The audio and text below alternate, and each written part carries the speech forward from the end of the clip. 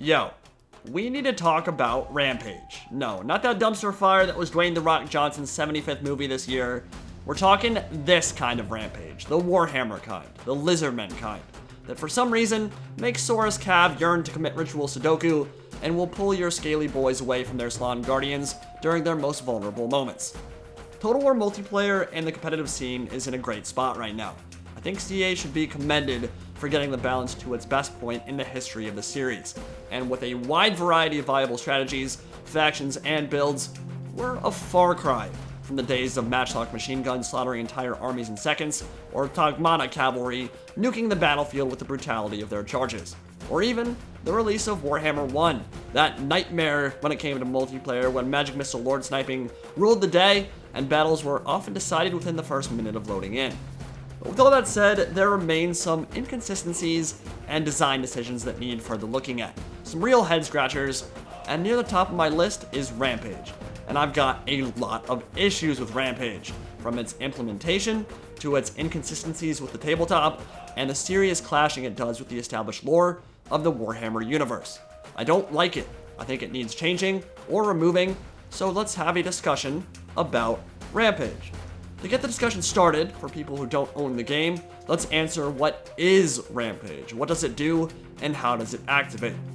Well, essentially, it's a mechanic that will force a unit to engage the nearest enemy once it takes damage, or passes a certain HP threshold.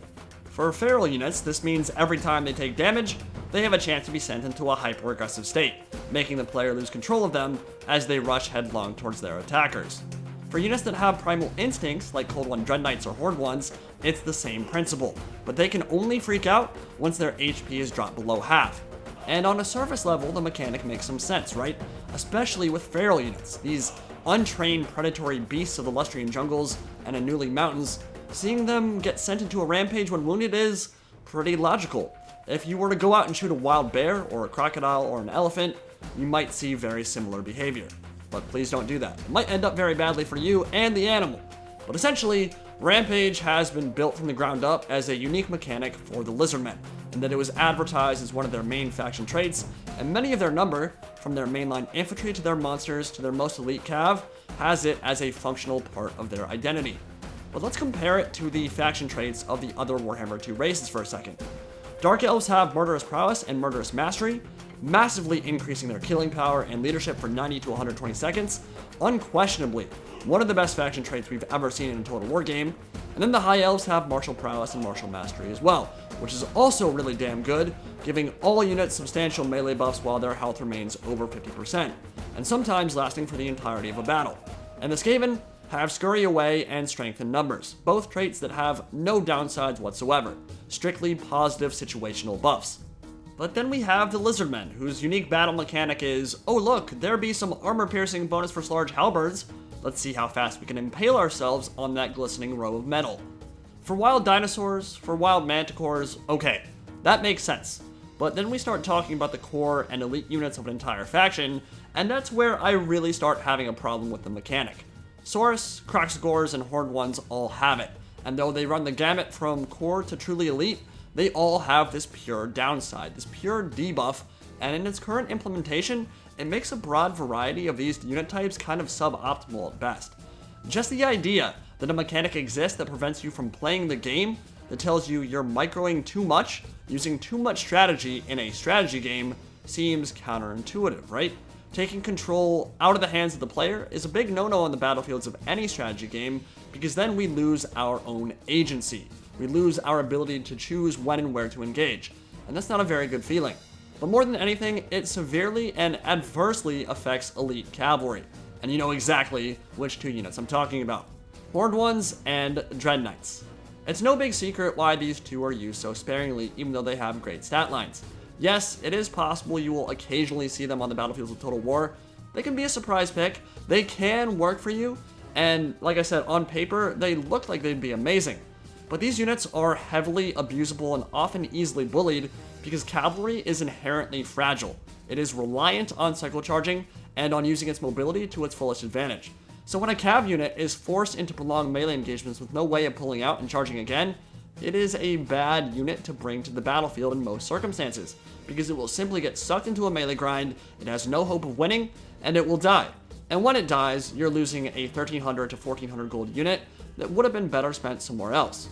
On Saurus infantry, it's less detrimental, until you get in a situation where you're making a last stand with Saurus spears around their toad overlord. They take a few arrow volleys and then suddenly decide to YOLO charge into enemy battle lines to leave their mage priest to his fate.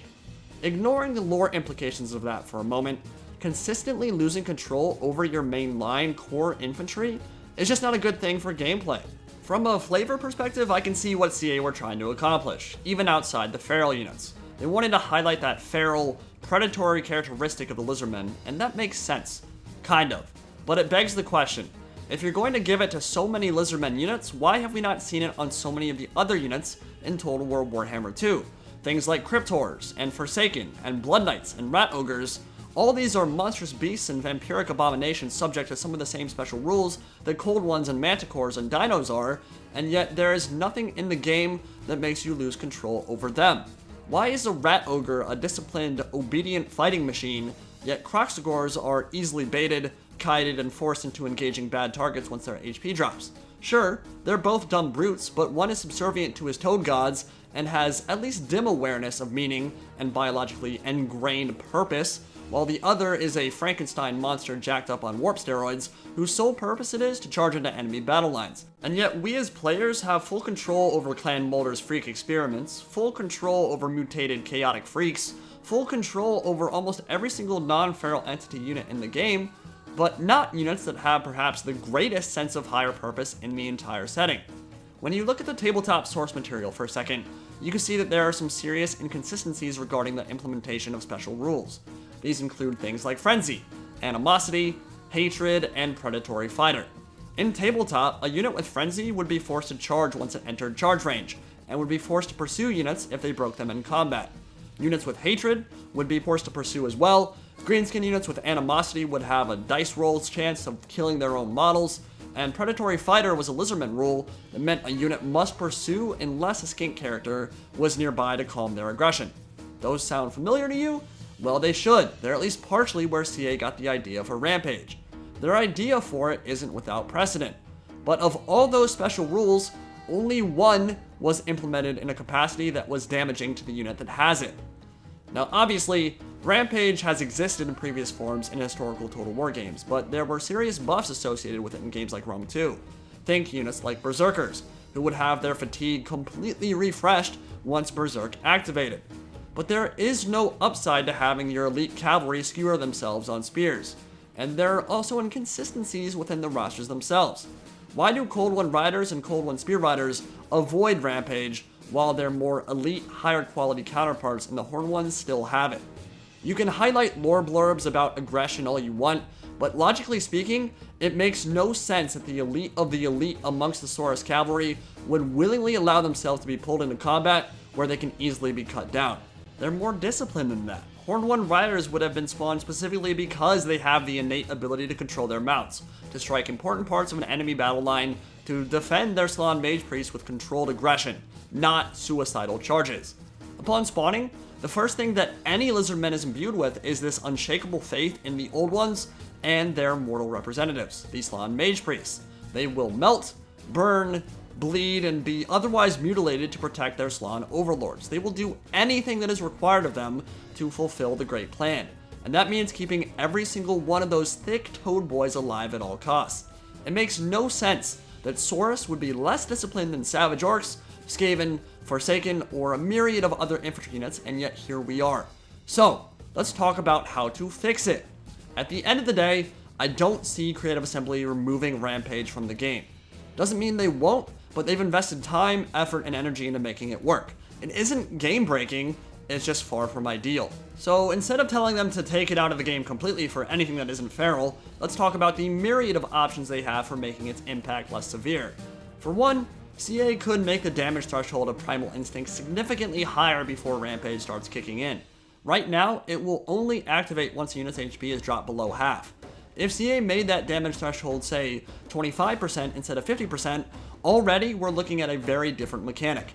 Still, obviously not a good thing to have 25% of your 1400 gold cav unit rampaging, but they aren't Blood Knights. You aren't going to be able to Invocation the Heck them back into the realms of the living and get them back to their full unit count. Once a model is gone, it's gone for good. And if Horned Ones are at 25% HP, they've already lost the majority of their killing power.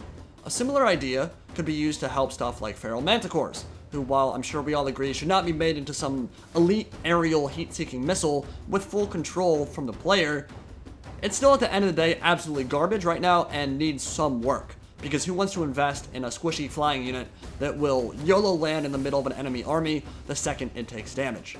Reducing the duration of Rampage could be another good alternative as well. It's currently very common to have a unit Rampage and then lose control of it for the rest of the game. We've already talked about how bad this feels, so how about making it a much less lengthy process? Cutting down on how long it lasts would allow units like Dread Knights to stop rampaging and have a chance to actually disengage from combat once baited into an enemy formation. Keeping feral units separate from the elite is still a worthwhile goal. I think it's one of the best ways CA has implemented the difference in the game so far. So Horned Ones and Dark Elf Cab would have a much shorter rampage timer than Carnosaurs or Bastiladons, because you still want elite cavalry to rampage at a much lower rate than you would want something like a feral Carnosaur who doesn't have a rider and has no one controlling it. And then there's the school of thought that says, if you're gonna make me kill my own units, at least make them terrifying once they get stuck in. Saurus have kind of average melee attack and very few ways to amplify it, so giving them a boost there once they go wild would make some sense. But I'm of the opinion that it straight up does not belong on Saurus in any capacity. I mean, there's a reason there are no frenzy units in the game that are forced to give chase to enemies. And if CA is adamant about keeping it, make the threshold 25% remaining health instead of 50. And for the Horned Ones, I'd really like to see a reimagining of how it works. My idea is a sort of personal witch brew, a conscious decision to rampage that comes alongside significant stat bonuses, like what happens with the Death Hag, so that the agency is on the player for when and where to give into the bloodlust and start murdering stuff like crazy, rather than some arbitrary health number.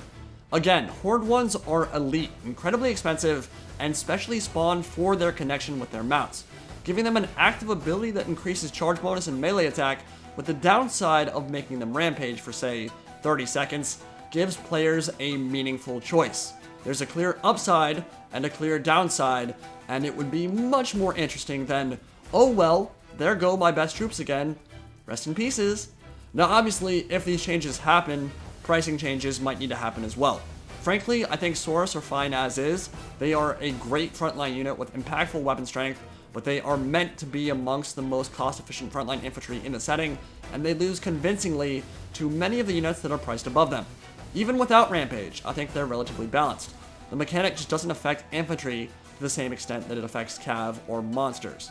Dark Elf cav would maybe need a price increase, no question about that, or if you want to preserve their pricing structure and cost efficiency, you could make a lore argument that Dark Elf Cold One Knights don't have the personal connection that Lizardmen have with their Cold Ones, and keep Rampage on them while raising the damage threshold to 25% HP remaining instead of the 50 that we have right now. But at the end of the day, I really think the game might just be better off without the mechanic at all. I get what CA were trying to do, and with most feral units, I think it works okay, but I think it's perfectly fine to admit the experiment did not work as intended. We already have evidence that CA can remove Rampage from a unit and not change them in any other way. Chaos Spawn had Rampage before Mortal Empires dropped, it was removed, and their stats and pricing weren't changed in any way, shape, or form. CA has the capability to remove Rampage and see how balance shakes out from there. And I would like to see that happen, because from the inconsistencies with the lore, to the inconsistencies with the source material, to the horrible feeling I get when I see my most elite troops suicide headlong into an enemy formation, it just doesn't feel very good. I think the Lizardmen are still a solid faction, they are still competitive, and in the right hands they can be downright dominant, but in a game where most of the units that should have had a form of Rampage don't, it makes little sense to punish an entire faction in such a way, and there's a reason why they're currently on the lower end of the spectrum in terms of competitive Total War, and there's a reason why units like Horned Ones and Dread Knights almost never see play. It's just a testament to how good the balance is otherwise, that the gap between them and the top tier factions isn't that big. Getting them their new lords and units, and rethinking how Rampage should work, would go a long way. Let me know what you guys think about Rampage and where you sit on this debate, and I'll see you all in the next video. Entity Pride, signing out for now. Have a good one, guys.